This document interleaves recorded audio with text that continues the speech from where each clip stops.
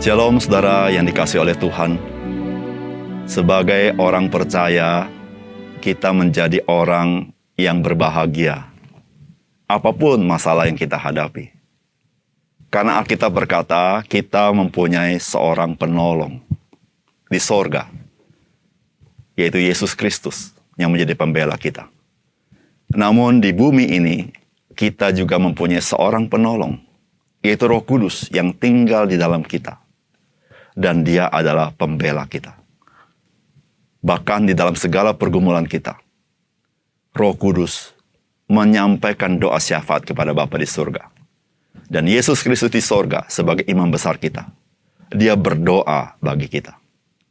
Oleh karena itu saudara, kita bersyukur boleh mengenal dia yang mencintai kita.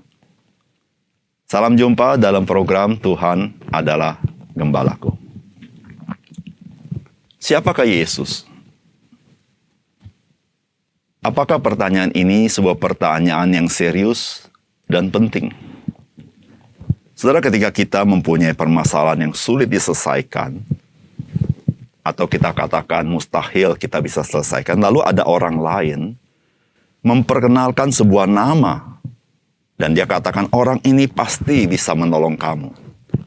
Maka pertanyaan pertama yang mungkin keluar dari mulut kita adalah, siapakah dia?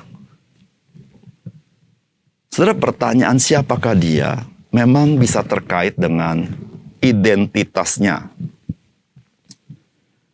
Namun pertanyaan ini sebenarnya lahir dari dorongan sebuah pertanyaan, mengapa orang ini begitu penting sehingga saya harus mengenalnya? Seberapa sanggupkah dia menolong saya? Saudara-saudara, seberapa pentingkah siapakah Yesus? Mari kita baca Yohanes pasal 8 ayat 21 sampai 30. Maka Yesus berkata pula kepada orang banyak, "Aku akan pergi dan kamu akan mencari aku, tetapi kamu akan mati dalam dosamu. Ke tempat aku pergi, tidak mungkin kamu datang." Maka kata orang-orang Yahudi itu, apakah ia mau bunuh diri? Dan karena itu dikatakannya, ke tempat aku pergi, tidak mungkin kamu datang. Lalu ia berkata kepada mereka, kamu berasal dari bawah, aku dari atas. Kamu dari dunia ini, aku bukan dari dunia ini. Karena itu tadi aku berkata kepadamu, bahwa kamu akan mati dalam dosamu, sebab jikalau kamu tidak percaya bahwa akulah dia, maka kamu akan mati dalam dosamu. Maka kata mereka kepadanya, siapakah engkau? Jawab Yesus kepada mereka, apakah gunanya lagi aku berbicara dengan kamu? Banyak yang harus kukatakan dan kuhakimi tentang kamu. Akan tetapi dia yang mengutus aku adalah benar. Dan apa yang kudengar daripadanya, itu yang kukatakan kepada dunia. Mereka tidak mengerti bahwa ia berbicara kepada mereka tentang Bapa. Maka kata Yesus, apabila kamu telah meninggikan anak manusia, barulah kamu tahu bahwa akulah dia. Dan bahwa aku tidak berbuat apa-apa dari diriku sendiri. Tetapi aku berbicara tentang hal-hal sebagaimana diajarkan Bapa kepadaku. Dan ia yang telah mengutus aku, ia menyertai aku. Ia tidak membiarkan aku sendiri, sebab aku senantiasa berbuat apa yang berkenan kepadanya. Setelah Yesus mengatakan semuanya itu, banyak orang percaya kepadanya. Saudara yang dikasihi oleh Tuhan, pada kisah yang kita baca hari ini, pada akhirnya, orang-orang Yahudi mengeluarkan sebuah pertanyaan yang sangat penting, yang merupakan pertanyaan di dalam hati mereka, yaitu, siapakah engkau? Itu pertanyaan orang Yahudi kepada Tuhan Yesus. Saudara, mengapa mereka akhirnya mengeluarkan pertanyaan ini kepada Tuhan Yesus? Karena Tuhan Yesus mengatakan sesuatu, yakni jikalau mereka tidak percaya kepada Yesus Kristus, maka mereka akan binasa karena dosa mereka. Saudara, siapakah Yesus? Sehingga percaya kepada dia menentukan orang itu selamat atau tidak selamat. Saudara, berbicara tentang keselamatan atau binasa dalam dosa, dipahami itu adalah hak prerogatif Allah. bukan hak prerogatif manusia. Tetapi Yesus mengatakan perkataan yang seperti ini yang merupakan hak prerogatif Allah. Sehingga tidak heran orang Yahudi berkata, "Siapakah engkau? Sehingga engkau bisa berkata seperti itu." Saudara, bagaimana pesan firman Tuhan bagi kita hari ini? Yang pertama, saudara, firman Tuhan hari ini memberitahukan Yesus Kristus itu berasal dari sorga. Sehingga dia memiliki otoritas sorgawi. Oleh karena itu, keselamatan sangat ditentukan terkait dengan iman kepada Yesus Kristus. Firman Tuhan berkata begini, "Maka Yesus berkata pula kepada orang banyak, Aku akan pergi dan kamu akan mencari aku, tetapi kamu akan mati dalam dosamu. Ke tempat aku pergi tidak mungkin kamu datang." Maka kata orang-orang Yahudi itu, "Apakah ia mau bunuh diri dan karena ia dikatakannya, ke tempat aku pergi tidak mungkin kamu datang?" Lalu ia berkata kepada mereka, "Kamu berasal dari bawah, aku berasal dari atas. Kamu dari dunia ini, aku bukan dari dunia ini. Karena itu tadi aku berkata kepadamu, kamu akan mati dalam dosamu jikalau kamu tidak percaya bahwa akulah dia, kamu akan mati dalam dosamu." Saudara, mengapa Tuhan Yesus memiliki hak prerogatif orang masuk surga atau tidak masuk surga? Dan perkataannya yang sangat ekstrim pula kalau kita bisa pahami, kalau kamu tidak percaya kepada aku sebagaimana aku datang, maka kamu akan mati dalam dosa-dosamu. Saudara-saudara yang kasih dalam Tuhan, Yesus mengatakan itu karena Yesus berasal dari sorga. Yesus berkata, "Kamu dari bawah, aku dari atas. Kamu dari dunia ini, aku bukan dari dunia ini." Saudara, Yesus berkata, "Akulah Allah itu sendiri. Aku datang ke dalam dunia sebagai Mesias untuk menyelamatkan kamu. Dan aku akan kembali ke sorga, kepada tahta kemuliaanku kembali." Sehingga tidak heran, saudara, mengapa Yesus berkata, "Jikalau kamu tidak percaya kepadaku, kamu akan binasa dalam dosamu." Tidak heran Yesus berkata, "Kamu tidak akan bisa ke tempat aku berada."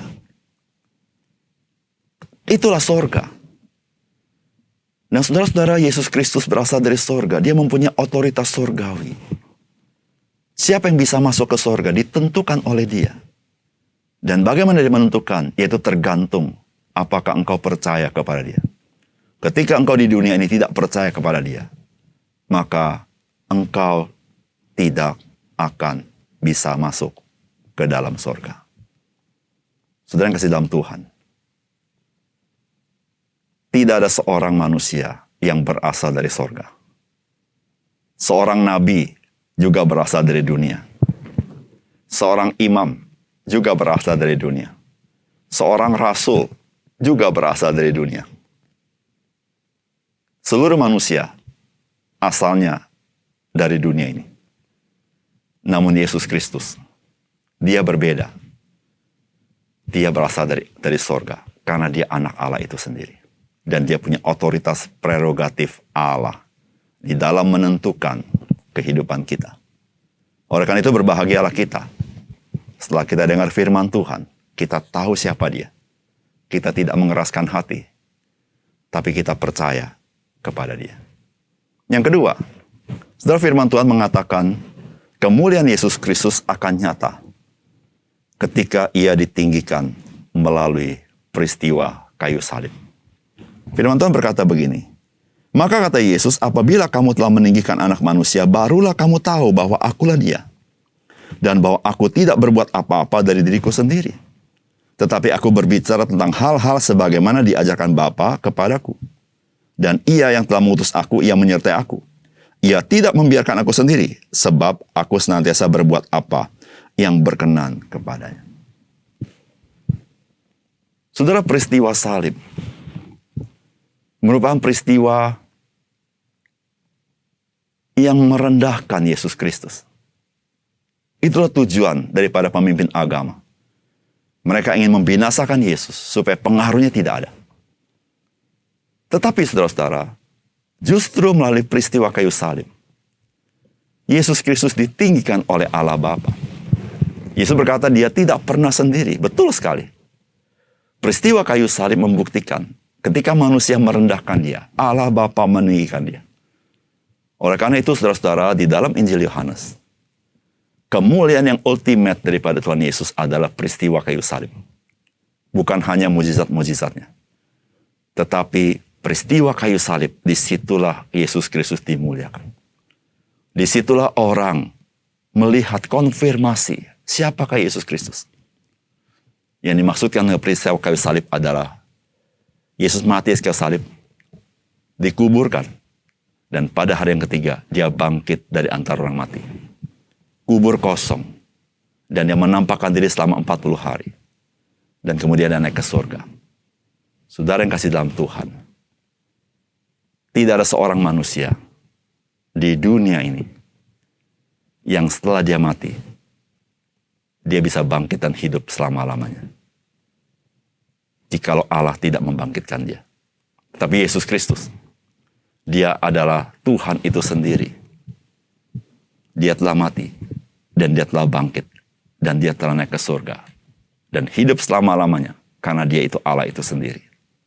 Saudara yang kasih dalam Tuhan, Yesus Kristus berkata, jikalau anak manusia ditinggikan, kamu baru tahu siapakah dia. Saudara yang kasih dalam Tuhan, bagaimana dengan saudara? Ketika saudara tahu bahwa Yesus Kristus, dia adalah anak Allah. Dia mau menanggung dosa saudara. Dia telah mati. Namun pada hari ketiga dia bangkit. Maukah saudara datang kepadanya dan percaya kepadanya, dan saudara menerima hidup yang kekal itu?